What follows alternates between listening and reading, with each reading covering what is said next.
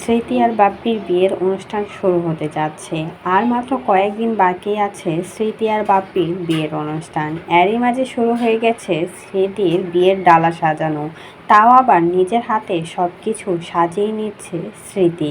সাথে রয়েছে আলামিনের বউ আর পলাশ, সাথে আবার বন্যাও। কিন্তু নেই সেখানে শুধুমাত্র ফারহানা বিথি, যার নাকি প্রথমে থাকার কথা ছিল, সেই আজকে স্মৃতির বিয়েতে নেই। শুধুমাত্র কিছুটা অভিমানের জন্যই তারা দুই বান্ধবীর মাঝে আজ এতটা দূরত্ব সৃষ্টি হয়েছে। ফারহানা বিথির জন্যই কিন্তু স্মৃতি আজ এই জায়গায় আসতে পেরেছে।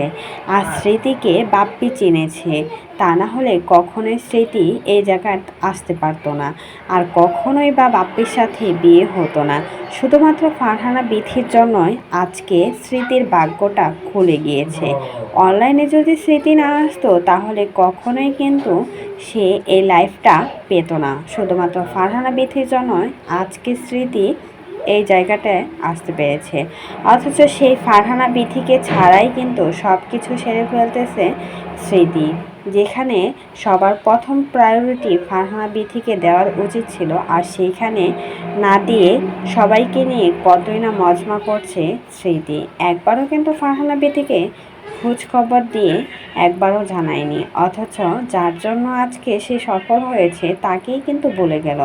এমনই কমেন্ট করছে সবাই সবাই তো বলছে ফারহানা বিথির জন্যই আপনি আজকে এই জায়গায় এসেছেন, অথচ ফারহানা বিথিকে বলে কতই না সুন্দর করে নিজের সংসার গুছিয়ে নিচ্ছেন।